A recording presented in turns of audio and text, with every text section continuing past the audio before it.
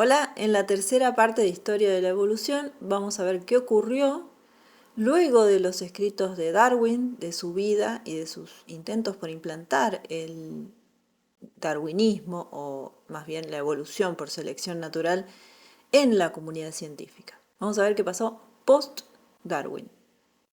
Todo el trabajo de Darwin, los debates que realizaron sus amigos, principalmente Huxley, hicieron que la comunidad científica aceptara la evolución biológica y la continuidad de las especies. Y esto es también incluido la humanidad dentro de una especie más de la evolución biológica. Y esto en contra de la creación especial, que más allá de ser algo que una creencia religiosa, en ese momento la comunidad científica aceptaba como algo ocurrido. Así que todo el trabajo de Darwin llevó a que se cambiara esta idea de creación hacia la evolución, pero una parte de sus ideas no fueron aceptadas. Y estas son el materialismo, que propone la existencia de materia y causas dentro de la misma materia. Tampoco fue aceptado el azar, ni la teleología, que implica la evolución por selección natural, que no está nada escrito, que no hay un destino hacia la aparición de la humanidad, por ejemplo. Y tampoco fue aceptado el gradualismo, porque contradice el registro fósil. Bueno, esta última parte parece ser que ahí sí se equivocó Darwin. Varios de los puntos de la evolución por selección natural habían sido contrapuestos por distintos personajes científicos en ese momento. Pero el punto que más llevó a que no se aceptara la selección natural fue el que impuso su primo segundo, que es Francis Galton, que era un aristócrata autodidacta conocido por sus ideas eugenésicas. Galton demostró que por más variación que se diera en el seno de una especie, los individuos al aparearse y tener descendencia, observarían una regresión a la media de las características más extremas o más diferenciadas del promedio, con lo cual las novedades se perderían incesantemente. Esto surge por la idea de pensar la evolución no como poblaciones, que no es como lo había propuesto Darwin, es un error de fondo en la propuesta de Darwin que no supo cómo contestar, porque bueno, faltaba un poco de matemática a sus postulados y faltaba un poco de pensar la evolución como poblaciones, más allá de la selección natural individual.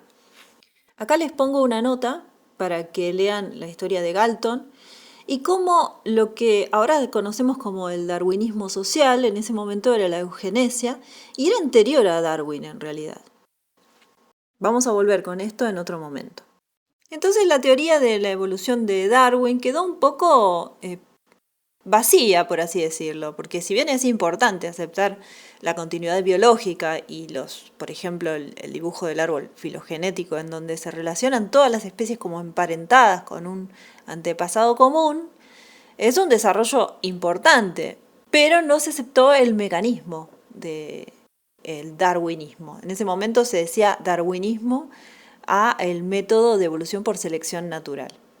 Entonces la explicación más aceptada fue el ortogenismo, que era una especie de lamarquismo, muy parecido, en el que se pensó un impulso en los seres vivos de evolucionar.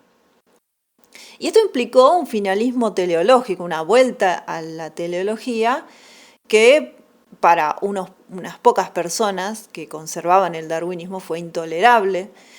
El ortogenismo se impuso a pesar de los experimentos de Weismann. Lo que había demostrado Weismann era que la pangénesis, esa que había propuesto erróneamente Darwin, que él en realidad también volvió a una especie de lamarquismo, no ocurre, porque lo importante acá es la información genética que llevan las gametas nada más. Así que por más que él cortaba la cola a los ratones por muchas generaciones, esos ratones iban a seguir teniendo crías con cola. Así que no hay nada que pueda afectar el fenotipo, la historia de vida de ese fenotipo, a el genotipo, o sea, lo que se va a realmente transmitir a las generaciones futuras. La teoría de Weismann se llama teoría del plasma germinal, que solamente, hoy se conoce que es el ADN, el que está en esas células germinales, es el que se transmite. Bueno, ¿y qué le faltaba a la teoría de la evolución de Darwin? ¿Por qué no fue aceptada esta parte? Bueno, porque la pangénesis fue realmente algo erróneo, se demostró que no era cierto, y eso hizo caer la parte de la selección natural de la teoría de Darwin, que faltó un modo de explicar cómo es esa transmisión, cómo es que hay caracteres diferentes, cómo hay diversidad entre los seres vivos, y cómo se transmite esta diversidad y estas diferencias genéticas. Lo que faltaba justamente eran ideas acerca de la genética. Cuando en 1900, ya había pasado mucho tiempo en que Darwin y Mendel habían muerto, se redescubrieron los trabajos de Mendel y se abrieron líneas de investigación en genética. Y muchas personas creyeron que esto era la alternativa a la selección natural, porque pensaban que nuevas variantes aparecían por mutación y luego se transmitían a la descendencia. Es cierto, pero eso no explica cómo es que estas variantes conducen a nuevas especies y cómo estas variantes tienen éxito. Disociaban la parte de la selección natural. Por eso se estableció un Darwin versus Mendel. Había gente que se declaraba darwinista y otra mendelista. Hoy sabemos que en realidad no se contraponen, sino que hay, por un lado en estos gráficos se muestran diferencias de un carácter. Fíjense, por lo general un carácter tiene una distribución gaussiana. Esto es, por ejemplo, un color, el tamaño de alguna parte del cuerpo, el peso, etc. Puede haber una macromutación que lleve a que un individuo sea muy distinto. En el gráfico podemos ver que un grupo de individuos, podría ser una pequeña población, sufren una macromutación que se alejan mucho de esta campana gaussiana. Y en el tiempo puede ser que el carácter se vuelva más frecuente. Hoy sabemos que porque tiene éxito seguramente en un determinado ambiente. Entonces así se generan poblaciones muy distintas y posiblemente nuevas especies. Otro tipo de evolución es por caracteres graduales, y esto se ve en el gráfico B. Pequeñas diferencias van corriendo, por ejemplo, un determinado tamaño, color, etcétera, tiene éxito, lo que está determinado por la línea de puntos. Entonces el ambiente genera una presión selectiva que hace que toda la población se corra a ese carácter, a ese lado. Entonces es más frecuente que el resto de los caracteres. Pero esto nos resulta fácil de ver ahora porque tenemos la genética de poblaciones y porque sabemos cómo es la transmisión de los caracteres. En ese momento, cerca del 1900, se estableció una discusión entre los mendelianos y los biométricos darwinistas. Muchos aceptaban el hecho de la evolución sin adherir a la selección natural. Los darwinistas insistían en que la mayoría de los caminos importantes para la evolución debían mostrar una variación continua que no era explicable a través del análisis mendeliano. Claro, porque eso lo explica el análisis no mendeliano, pero todavía no existía. Los ejemplos de mutaciones provistas por Morgan, que experimentaban con Drosophila, parecían negativas. Aparecían ojos ínfimos, que conferían una menor visión, alas achicharradas, cuerpos deformes. El mismo Morgan, que era un estadounidense que utilizó estas mosquitas para desarrollar la teoría cromosómica de la herencia, él descubrió que los genes van en los cromosomas y que esos elementos de los que hablaba Mendel eran los cromosomas. Él mismo se declaró antievolucionista. Aunque después de mucho tiempo y mucha evidencia, se rindió ante la posibilidad de que las mutaciones que observaba en sus moscas pudieran llegar a constituirse en la llave que explicara el origen de la variación, y por eso la fuente de novedades sobre las que operaba la selección natural. Pasó un tiempo hasta que estos hallazgos fueron incorporados a la teoría de la selección natural. Y eso lo van a hacer en la síntesis evolutiva moderna de 1930 y 1940. La genética que se desarrolló en base a Mendel, a los estudios que siguieron luego de su redescubrimiento, como los de Morgan, aportaron la idea de que la mutación genética aleatoria sería la fuente de variación y que a la genética tenemos que agregarle un estudio de las poblaciones y matemática para ver qué está pasando con la diversidad de los caracteres y cómo actúa la selección natural sobre esa población. Morgan estaba acelerando las mutaciones por exposición a radiación, sustancias y virus, pero las mutaciones igual pueden surgir de manera aleatoria, por azar, en la naturaleza y también ser ocasionadas por virus o algunas sustancias naturales, por ejemplo. Pero podemos extrapolar lo que ocurre en el laboratorio con lo que ocurre en la naturaleza.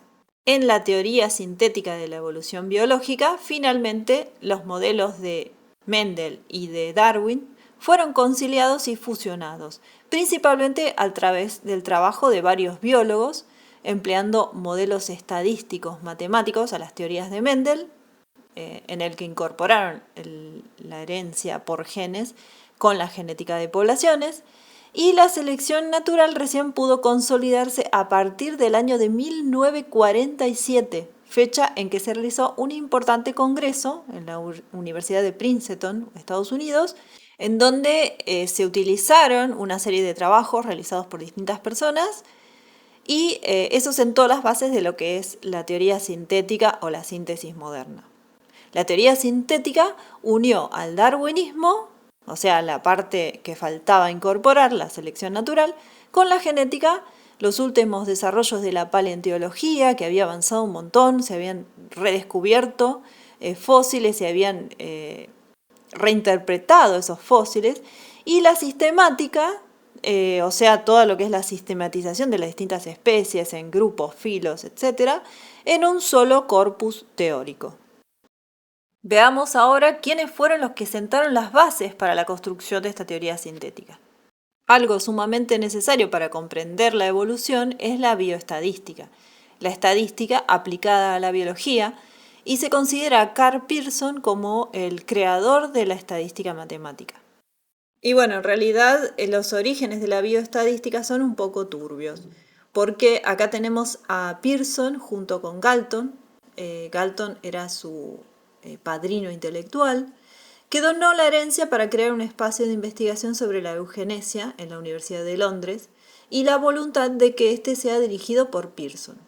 Pearson escribe una serie de artículos conocidos como contribuciones matemáticas a la teoría de la evolución, y luego Fisher, que fue su discípulo, utilizando sus desarrollos, justificó de manera matemática las leyes de Mendel, y juntos sentaron así las bases de la que se denominaría genética de poblaciones, publicando diferentes artículos desde 1918 hasta 1930, cuando se publica Teoría Genética de la Selección Natural.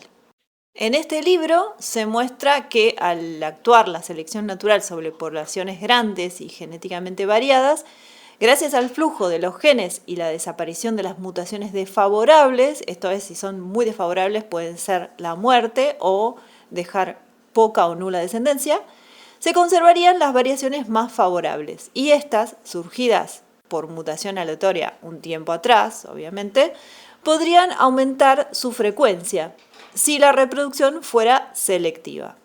De esta manera, Pearson y Fisher confirmaron que, ante un cambio ambiental, las frecuencias alélicas van a modificarse de manera decisiva en un proceso de cambio continuo que traerá aparejada la adaptación de los organismos a su entorno. Este mecanismo no podría conducir a otra cosa que a un alto grado de adaptación de esa especie o esa población al ambiente. Fisher, el sucesor de Pearson, sostiene que la variabilidad interna de las poblaciones es la clave de su continuidad. Entonces, cuando mayor sea, más probabilidad tendrá la especie de evolucionar y afrontar cambios ambientales. Esta fue una importantísima contribución de Fisher a la teoría de la selección natural aplicada a la evolución de las especies. Sin embargo, no tenemos que olvidar que Fisher pensaba más en la especie humana y tenía como objetivo central la mejora de la raza inglesa para conservar su posición de dominio en el planeta.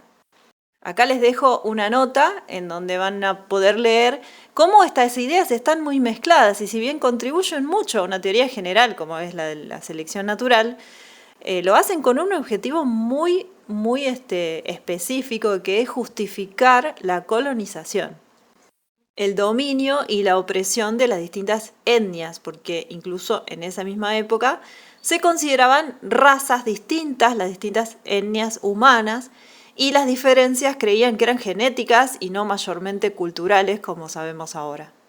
Otra contribución la va a llevar a cabo John Haldane. Haldane era un biómetra de la misma época que construyó también modelos matemáticos aplicados a la biología, pero políticamente era muy distinto a los anteriormente mencionados. En su libro de 1932, Las causas de la evolución, afirmaba que la teoría de la selección natural resultaría satisfactoria solo si disponía de una base cuantitativa. Para él, la selección natural no tiene una potencia suficiente para generar nuevas especies, solo para mejorar las ya existentes. O sea que solamente aceptaba la microevolución. Esto se conoció como la paradoja de Haldane. Haldane decía que para la aparición de nuevas especies podría haber otros mecanismos evolutivos como la saltación y la ortogénesis. Bueno, esta paradoja está actualmente vigente porque la pregunta sería, ¿son los mecanismos probados de la selección natural muy importantes en la microevolución tan importantes para la macroevolución? ¿O en la macroevolución hay otros mecanismos que no conocemos o que se están descubriendo ahora? Bueno, esto no fue metido dentro de la síntesis moderna, pero actualmente se está reelaborando una nueva síntesis bajo otro paradigma que vamos a ver más adelante. Otro pionero de la genética de poblaciones fue el estadounidense Sewall Wright. Probablemente es el que más lejos llevó estos desarrollos. Creó el innovador concepto de deriva genética para expresar los cambios estocásticos, azarosos, que pueden producirse accidentalmente en una población, constituyendo el germen de posibles nuevas especies, dado que la frecuencia de los genes puede cambiar aleatoriamente, condicionando su evolución posterior. Este fenómeno es eficaz cuando se ve acompañado de una pronunciada reducción del tamaño de la población, dado que de allí en más, dicha población puede seguir múltiples direcciones evolutivas posibles. Wright imaginó a las poblaciones como en sentido abstracto, como si fueran islas con distribuciones de caracteres distintas, en distintas dimensiones. Imaginó que se pueden subdividir según los ambientes particulares en donde viven esas poblaciones, porque siguen caminos de selección diferentes. Esto vendría a solucionar la crítica propuesta por Galton en un principio, porque explica que no solamente tiene que ocurrir variantes, que les vaya mejor en un determinado ambiente, sino también que tienen que subdividirse las poblaciones en distintos ambientes y tienen que ocurrir barreras que separen la reproducción de esas poblaciones. Acá lo representamos con una botella. Este concepto así representado también se conoce como el efecto fundador, que explicaría cómo pequeños propágulos de una población que puede ser sometidas al azar, estos pueden ser elegidos de manera azarosa, como algunos individuos que por algún accidente se separan de la población original, que no necesariamente tiene que representar la proporción alélica de esa población original, pueden diferenciarse genéticamente y evolucionar en nuevas especies en un nuevo lugar, por ejemplo. Para que esta diferenciación suceda, es imprescindible que el flujo genético con otras poblaciones esté limitado por una buena cantidad de generaciones, o sea que no haya suficiente migración como para restablecer esa distinta proporción alélica. Wright también analiza las posibilidades adaptativas de la homocigosis y de la heterocigosis, es decir, de la cantidad de alelos que hay en una población, tomando las ideas de Mendel, planteando que la primera, la homocigosis, puede ser más común en poblaciones endogámicas y fuertemente reducidas en tamaño, mientras que la heterocigosis será mayor en especies de distribución extensa y flujo de genes continuo entre otras poblaciones. Hoy también relacionamos esto con el tiempo de vida de una población y que pueden ir apareciendo diversidad a lo largo del tiempo de manera espontánea y que no es seleccionada inmediatamente. Esto se conoce como teoría neutralista, que vamos a ver más adelante. También señala que no todos los organismos tienen el mismo valor o aptitud biológica. Esto ahora lo conocemos como fitness. Es la medida en que los genes de cada individuo se propagan a la siguiente generación. El fitness o la aptitud biológica es una manera de medir la eficacia reproductiva y el pasaje de variantes de genes que confieren mayor aptitud a los portadores a la siguiente generación. O sea que si esos genes van a tener cierta eficacia en un determinado ambiente, van a ser transmitidos de una manera con una mayor proporción en la siguiente generación. Es así como Wright propone que podrían generarse nuevas especies por la acumulación de ciertas proporciones alélicas y que la selección natural puede ser un mecanismo promotor de nuevas especies. Todo esto hasta acá se ve muy lindo, pero algo en común entre los matemáticos creadores de la genética de poblaciones es que jamás hicieron un trabajo de campo o un diseño experimental. Algo que sí hizo un genetista brillante de origen ucraniano, que fue Teodosius Dosomsky, que fue discípulo de Morgan y trabajó con poblaciones naturales de Drosophila. Su libro, en 1937, lo publicó, Genética y el origen de las especies, es fundacional de la síntesis, ya que baja a tierra todos los modelos matemáticos de los anteriores autores. Dosomsky no solo puso ejemplos y buscó datos en la naturaleza, principalmente buscando poblaciones naturales de mosquita de la fruta, sino que también popularizó la teoría y se encargó de su divulgación y de la formación de nuevos discípulos que continuaran con esos trabajos, como por ejemplo Myers. Y bueno, él acuñó la famosa frase que es: nada tiene sentido en biología si no es a la luz de la evolución, porque la evolución es lo que unifica todos los principios biológicos. Mientras tanto, allá por la década del 40, y siguiendo el experimento de Griffith, Avery, MacLeod y McCarthy lograron identificar de forma definitiva al ADN como el principio transformante responsable de la transmisión de la información genética. Eso llevó a investigaciones posteriores que se encargaron de conocer la estructura del ADN, cómo es que el ADN llevaba esa información genética. Y en 1953, Crick y Watson publicaron su trabajo sobre la estructura del ADN basado en la investigación de Rosalind Franklin y Maurice Wilkins. Y a partir de entonces inició la era de la biología molecular, que permitió el estudio de la evolución a nivel molecular. Y a partir de eso tenemos herramientas como para analizar árboles filogenéticos, la evolución de proteínas, la evolución de distintas especies, cómo se corresponden genéticamente esas especies a raíz de un ancestro común, etc. Resumamos ahora la teoría sintética de la evolución en sus principios básicos. Primero, las mutaciones. En esto incluimos todo cambio en el ADN, no solamente las mutaciones puntuales, sino duplicaciones, deleciones, etc., constituyen la materia prima de la evolución y de la diversidad genética. 2. Las mutaciones se producen de manera espontánea, sin ningún tipo de dirección, sin ningún tipo de sentido como destino o teleología, y aquí nos asentamos en la filosofía materialista, descartando al neolamarquismo y a la ortogénesis por su teleología. 3.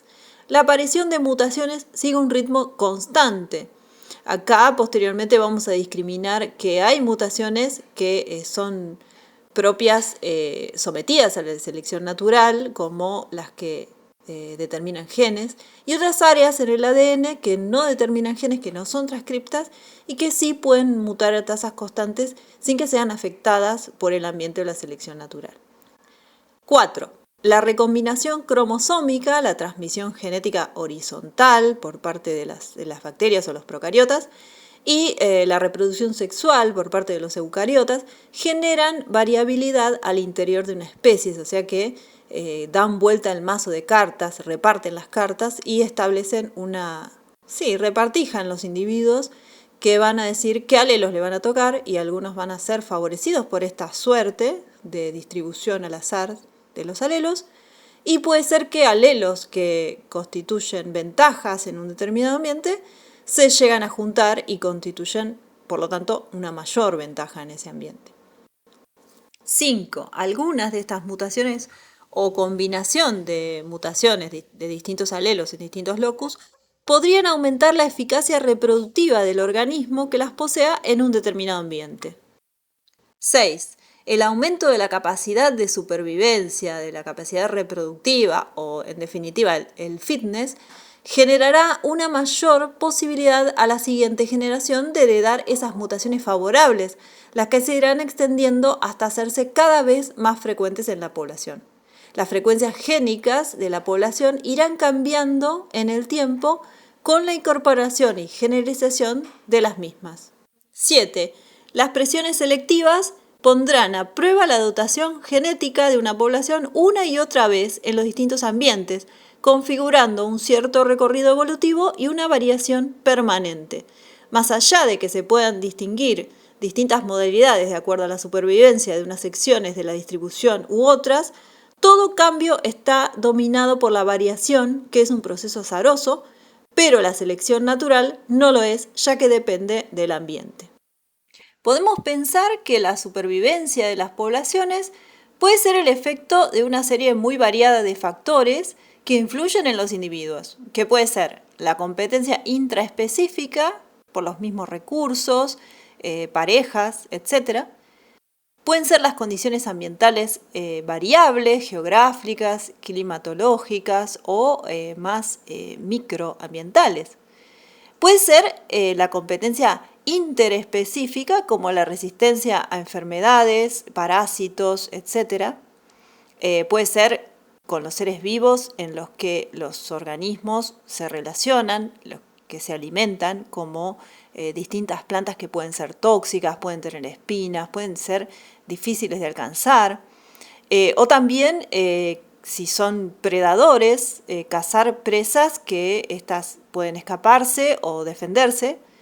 Y también a los depredadores que pueden tener ellos mismos, a los que tienen que escaparse. Y así nos podemos imaginar un montón de factores que inciden en la selección natural de esas poblaciones, que afectan a los individuos, pero que esos individuos se van a recombinar una y otra vez con otros y se van a mezclar en lo que son las distintas poblaciones por recombinación sexual, transmisión genética horizontal, etc. Y así a lo largo del tiempo. De manera que las generaciones pueden enfrentarse a condiciones similares a las que se enfrentaron las generaciones pasadas, o no necesariamente, porque al estar cambiando todo el tiempo esas condiciones ambientales, pueden enfrentarse a otros problemas. Fíjense que más que nada estoy pensando en los animales, pero también tenemos que pensar en la evolución de los microorganismos que se enfrentan a problemas diferentes, o las plantas o los hongos, que compiten o establecen relaciones simbióticas entre ellos en el aprovechamiento de distintos recursos como luz, materia orgánica, etc. También tenemos otros dos principios, pero que los puse aparte porque son los cuestionados hoy en día según los distintos datos y análisis modernos, que no son siempre así. Y son: los cambios a las frecuencias génicas de las poblaciones son graduales y acumulativos. Se entiende por frecuencia génica la distribución de los alelos en una población o pool genético. Bueno, no siempre, esto es así en algunos casos, pero no siempre es gradual la evolución. Vamos a ver otras teorías más adelante. Y otro es: los mismos procesos pueden explicar en periodos más cortos de tiempo la microevolución, así como también en periodos largos de tiempo la macroevolución, como los grandes cambios estructurales que originan nuevas especies, órdenes, clases, etc. O sea, las ramas o fila del árbol evolutivo. No hay más que una distinción temporal entre micro y macroevolución, ya que el mecanismo rector es el mismo, que es la selección natural o la selección sexual en todo caso. Pero no imaginaban otros mecanismos. Hoy sabemos que existen otros mecanismos que son, por ejemplo, la simbiosis, pero eso va a ser parte de otra historia porque no fue parte de los principios de la teoría sintética de la evolución, así que la vamos a seguir en otro momento. Hasta la próxima.